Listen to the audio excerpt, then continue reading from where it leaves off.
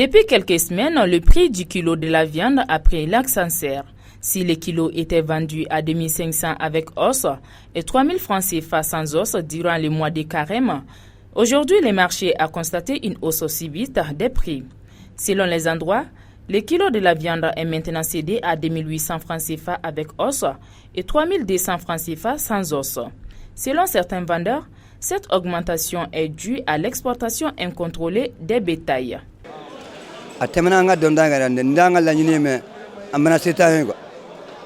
Sepeta nandara misisa na garabala misite misidoni mimbe agakela poka damate misimimbe agakela asaka sanrade ni asa misidobe abebini watande na bina wadurula ode adogmaninde na da wata misidobe abebi watandu anra dongo banala chana angono ba nyini famambe halebi ugujo ujora la andeme alakama jago era tere aga ugandeme alakama ko ugandeme alakama pruga absaka ngamble chugumna ko nana bousé be salendru bousé side mi nyana may abe salendru do bolla do barabla aywa bousé be salendru bousé side mi nyana may abe salendru ma cherla ne wakati galalo no bousé bolo ko sebe soko klo be keme duru ani bi woro no ko lumay bube keme woro ani binanna sungolo konna la ko no ne doni parce que ambouji kun folo munu dona flaw bula ni misi maralaw bolo a chamaya la boka ben songolo konday bo la ani chama ngombe mo bolo to godani fangolo fana na parce que ko songolo la quoi abi prix sur doni donc là autant qu'on la a prix kun kapsa doni bo lu be fagale nga basa bo fuente bo fitini me bolo gorola la bo orina ada gala ta kase kateme songolo taka bo ani bota fana ka changa ta ko la fana sembala parce que ne a jetemne ali seli temene seli mana temedro ta so bouger ça ka dogon gele ngona ke ou clé duru clé na o te barake bo tan kon la misi donu meno o te faga bo asro soko donu mo ko tona ko donu fana be mo ko bolo donc no o bana mo ko bolo diagwa soko piribele bo la fana donu misi donu fana ko meno sani bala ko me ka ke na takata wo be chakata na ko fe jamanu na na kliba denen jante mena an yere shira la mobili mbora kata ko an ta fe jamanu na bita albaru kunya biduru la bon no olu be tora no ka chala mali soko madal na bita kemenanga ka misi botar ka changa to ko fe ko jugu bien vrai que torto ka gele baga ka gele ni wakati fana ka gele mais mimi bokata kofe aka chala ni o sono ala sa so anna mana kemenani na dobe yela kemenani ka ate se kemeduru mafio ambe sugula sa so ko ta fa je torobe banga parce que misi bita la Guinée abita Sénégali abita Côte d'Ivoire donc mu mamula teze ka sa aka gele foka damatem misi amasa wa kemeni muga kemeni bisaba kemen tandru misi kele ni ya fa be perdi wa duru wa woro wa wolong ame mun soro ka duan ta sorala donc mi so ko ma fere keme duru bu keme woro ate bo wala ate bo donc on tiere je torobe banga ami deme ni togo bela u bisa an deme togo na pour que ami bo bare ngono bota na me ka so fere amanda me to ko amba fere parce que ate bo ibe boy ka so 4h kana clair fo 6h 8h donc da mi savo sela ma mi no anta soro donc la unité gwelaire mais banga gele fo ka damate abi fo de ko baga be malla o to de baga de malla mali baga be abidjan fo te mali kono donc en torde no ambe baranti fo soro ko ami so fere primina to ko ma fere parce que tebo on jate lende mi sigele taxi e wakile ni keme donc taxi ero testora laire mais amo sara obligé ko sara mi patande sara ami fembeke donc torabanga nous ande ma kadain.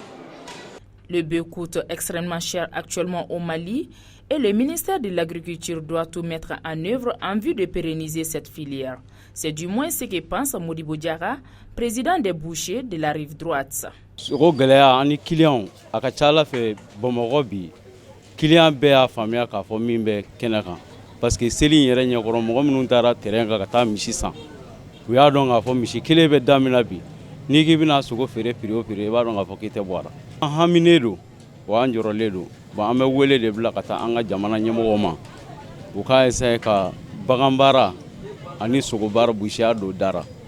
parce que nin waati in kɔnɔ Mali kɔnɔ bɛɛ b'a dɔn crise min bɛ jamana in kɔnɔ a belebeleba fɔlɔ la kɛlɛ bɛ centre min kɔnɔ n'o ye baganko crise bila yen nɔ n'o o tɛmɛna ka bɔ yen bien vrai que an bɛ jamana min kɔnɔ an bɛ farafin jamana an bɛ UEMOA na mais bagan min bi bɔ tile kɔnɔ Mali kɔnɔ yan nɔ a bɛ camion 200 bɔ don o don n'a fɔra ko sogo ka sɔrɔ nɔgɔyara yan i b'a ye a bɛ gɛlɛya b'ara kosɛbɛ o de gɛlɛya b'anw kan kosɛbɛ ani jamana faamaw kɔnɔ an bɛ wele de bila ka t'olu ma. Même si pour la plupart l'exportation est le facteur de la hausse, d'autres se plaignent de l'insécurité au centre et au nord du Mali, comme nous l'explique Gaussou Traoré, syndicat des bouchers du district de Bamako. Sogo kɔni gɛlɛya alors bɛɛ b'a dɔn sogo kɔni bɛ bɔ misi de la misi de gɛlɛyara misi tɛ yen tuguni jamana in kɔnɔ misi gɛlɛya a sɔrɔla fɛn caman fɛ depuis an donna crise insécurité in kɔnɔna na bon sinon san o san ni période ninnu kunna i y'a fɔ cogo min ni tilema kun bɔra dɔɔnin tan tɔ o b'a sɔrɔ a tɔgɔ de misiw kun bɛ bɔ depuis tilema daminɛ wagati ka taa kɔfɛla la frontière ka taa dumuni kɛ quoi bon mais waati mana se u bɛ tila samiyɛ donda fana fɛ parce que kɔfɛla samiyɛ ninnu bɛ don joona an ta ɲɛ donc u bɛ commencer ka segin ka na parce que an ka bagan ninnu jiba kun man d'u ye donc u bɛ commencer ka na jamana kɔnɔ tuguni donc o y'a sɔrɔ kɛlɛ ni fɛn ninnu ma daminɛ fɔlɔ bon depuis kɛlɛ ninnu daminɛna bagan bɔ ka taa frontière la a si ma segin tuguni donc an bɛ san à peu près san 7 san 6 ko o ɲɔgɔn na donc bagan taara ka se bagan tɛ segin ka na donc o kɛra gɛlɛya dɔ ye sɔɔni kun bɔra ka taga dumuni kɛ tile samiyɛ donda fɛ u bɛ segin ka na donc nin période in na misi kun commencer ka nɔgɔya tuguni an bɛ waati kɛ gɛlɛya an bɛ tilema gɛnɛgɛnɛ kɛ gɛlɛya la mais samiyɛ donda fɛ misi bɛ commencer ka na nɔgɔya na tuguni quoi mais sisan a bɛ den ka kɛ tilema t'a la bilen samiyɛ donda la bilen bagan yɛrɛ tɛ yen tuguni bagan fɛn bɔra a bɛɛ taara dɔw ye bagantigi dɔ ye ala minɛ ka sigi frontière ninnu na sisan bon o ye fɔlɔ ye filanan fana ya tuguni an ye jate minɛ c'est à dire bagan misɛnnin minnu bɛ yen ni sirali minnu bɛ yen nɔ ka bɔ Mauritanie fɛ ka bagan minnu bɔ Mauritanie fɛ ka don Narɛn kɔnɔ n'olu dɔw bɛ jigin ka na kɛlɛ tiɲɛ o bagan minnu bɛ na ani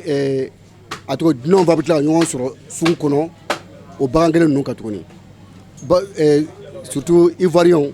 ale ni Sénégalais olu fana bɛ na o sugu kelen kɔnɔ an bɛ dɛsɛ bagan min na 100 ani 20 ou 100 ni 50 olu b'o san 100 ni 30 100 ni 40 mais souvent o bɛ dɔw kɔnɔna fili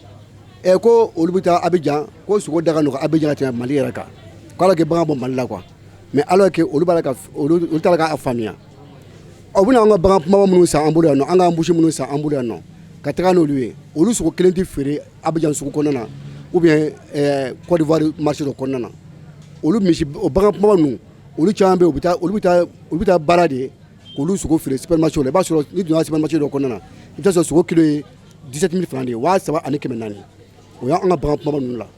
donc a tɔgɔ de o bagan ninnu u bɛ feere olu cogoya la quoi voilà pour que u bɛ se ka n'a san anw fɛ gɛlɛya la ka taa parce que wari min sɔrɔ a la anw t'o sɔrɔ a la yan nɔ mais anw dun ta bɛɛ o tɛ feere yɔrɔ si o bɛɛ bɛ feere anw de ma a tɔgɔ de sugu kɔnɔna la yan nɔ donc anw tɛ tɛmɛ kilo 600 kilo 500 donc hali o la an bɛ buso bɛ taa fati la quoi ya bon ani bon bagan dumuni ko kɔni bon bɛɛ b'a dɔn tiɲɛ yɛrɛ la o mɔgɔ t'o pan mɔgɔ ye bilen quoi depuis an kɔni nana tubabu démocratie kɔnɔna na Mali autorité mu u mɔgɔ don bagan na bilen quoi